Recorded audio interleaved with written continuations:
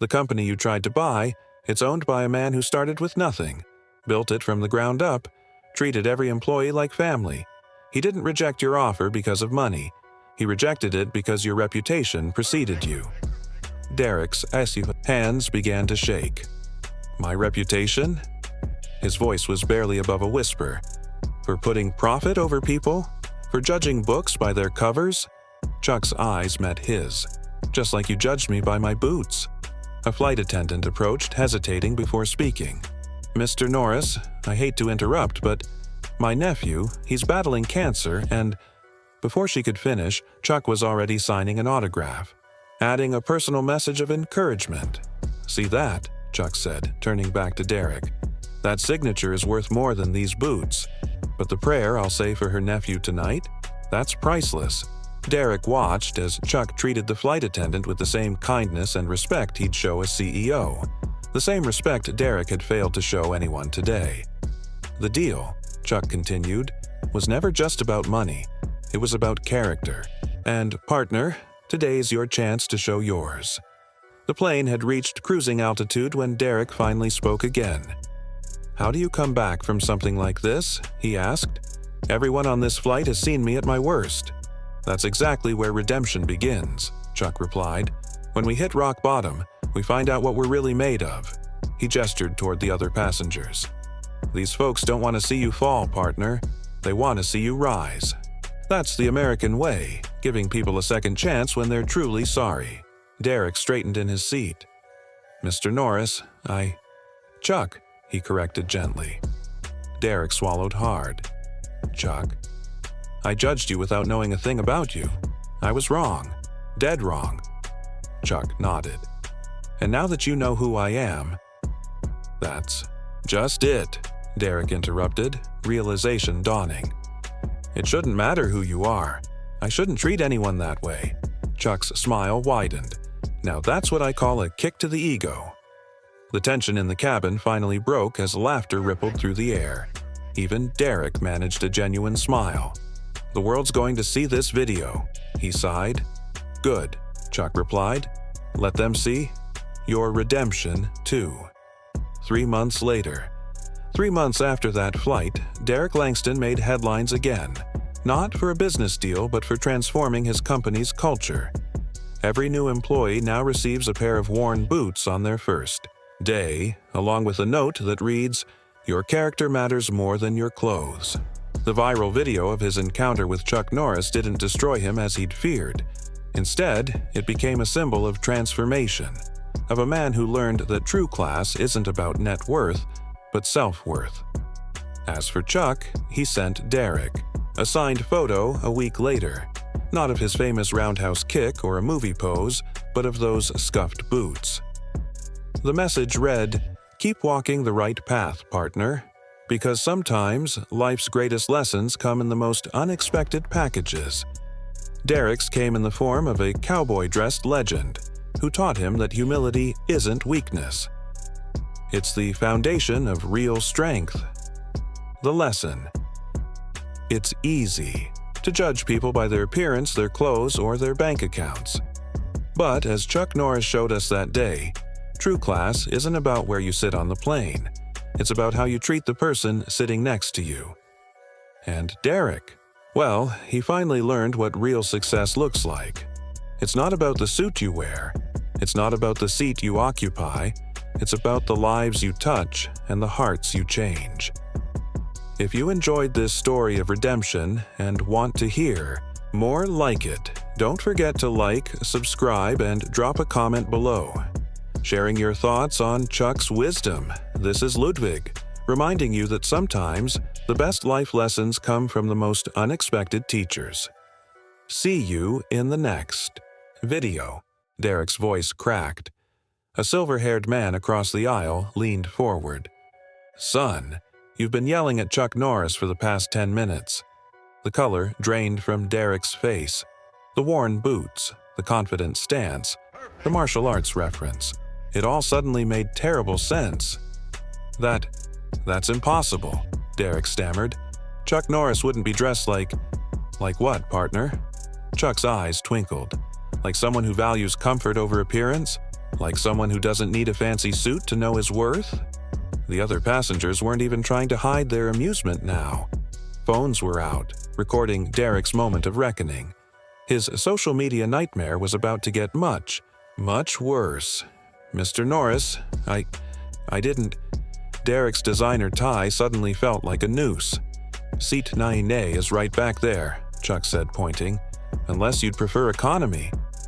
A ripple of laughter spread through the cabin, but Chuck wasn't done teaching his lesson.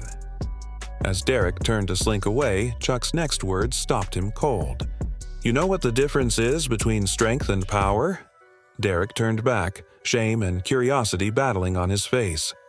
Chuck Norris was about to teach him something that would change his life forever.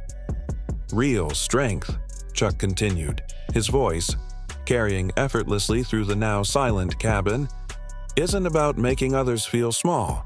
It's about lifting them up, even when they've tried to tear you down. Derek stood frozen in the aisle, his earlier arrogance crumbling. The man he'd mocked wasn't just a celebrity. He was a legend, known worldwide for both his fighting skills and his character. I've spent my life teaching others how to defend themselves, Chuck said, standing again. But the most important battles aren't fought with fists. They're fought within ourselves, against our own pride and prejudice. A flight attendant approached with Derek's carry-on. Sir, your seat is ready. But Derek didn't move. His mind was racing through every insult he'd hurled, every condescending remark. I'm finished, he muttered. First the deal, now this. Tomorrow, everyone will... No, Chuck's voice was gentle now.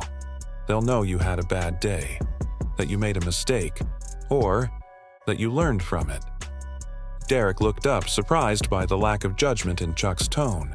The world's quick to condemn, Chuck continued, slow to forgive. But true redemption starts with admitting our mistakes. An elderly passenger spoke up from her seat. I remember when you started in films, Mr. Norris. You were always humble, even at the height of your fame. Chuck nodded, because every day someone reminded me where I came from, and I never wanted to forget. Derek's legs felt weak. The man he had judged for looking poor had more wealth, both material and spiritual, than he could ever imagine.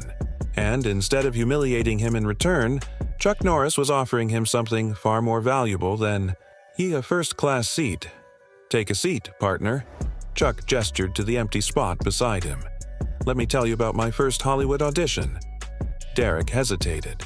Then, slowly, he sat down.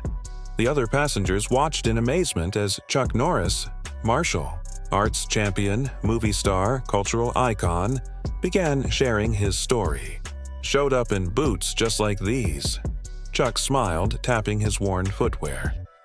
The producer took one look and said I belonged in the stables, not on camera. Know what I did? Derek shook his head, still struggling to process the situation. I thanked him for his time, Chuck continued. Then I went home, trained harder, and came back the next month, still wearing my boots. A young boy 2 rows back was recording everything on his phone. But for once, Derek didn't care about social media. His own words echoed in his mind. First class isn't for people like you. Did you get the part? Derek asked quietly. Eventually. Chuck nodded. But that's not the point. See, that producer taught me something valuable, just like you're learning something today. The entire cabin was silent now, hanging on every word. Chuck Norris wasn't just telling a story. He was offering Derek a chance at redemption. But first, he had to understand the lesson that was about to change everything. Money can buy a first-class ticket, Chuck said, but it can't buy class itself.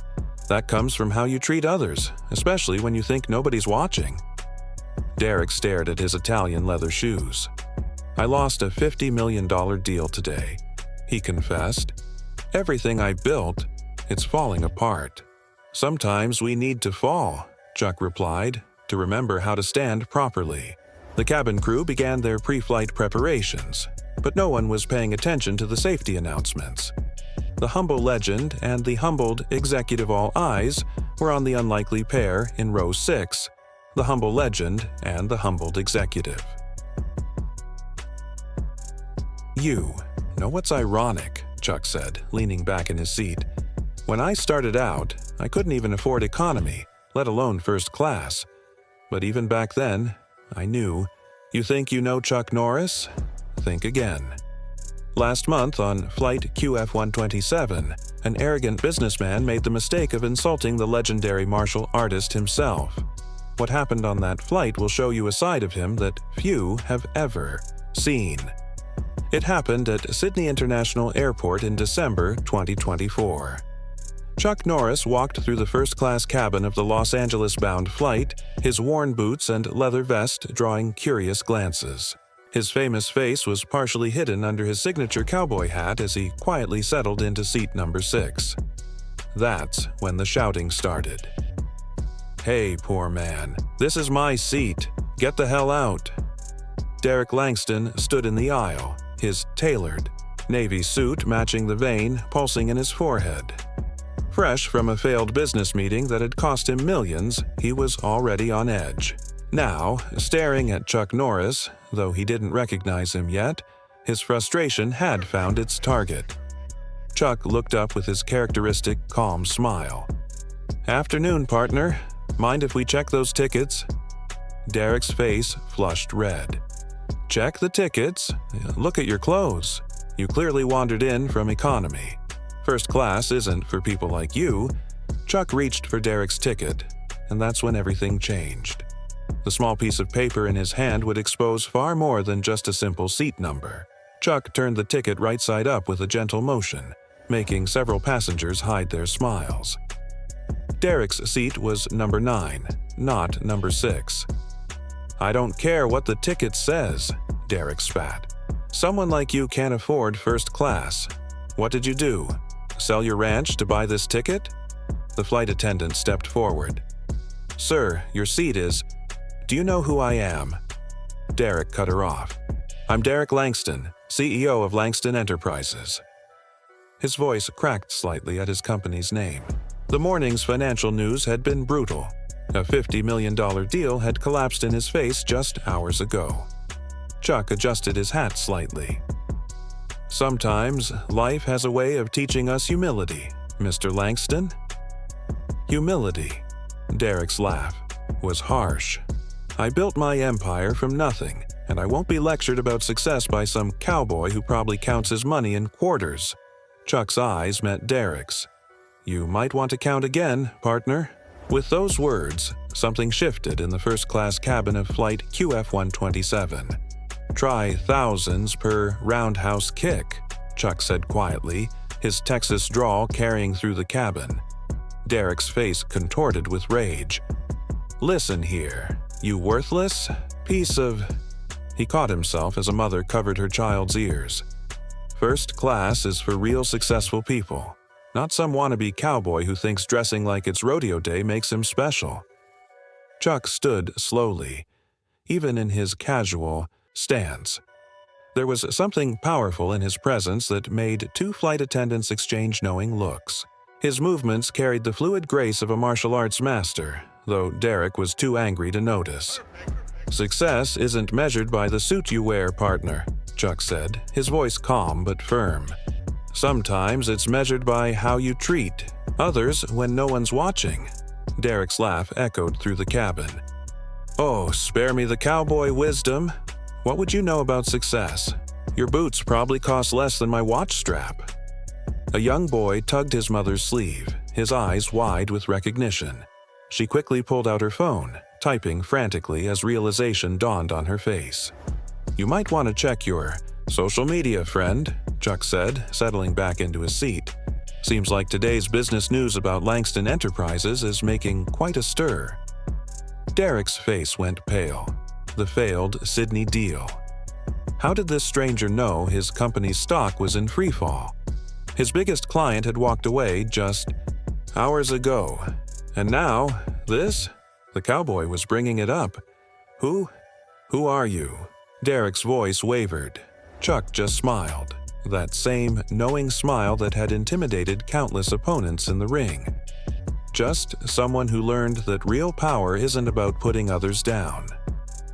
That's when the whispers started. A teenage girl in row 4 gasped, showing her phone to her parents.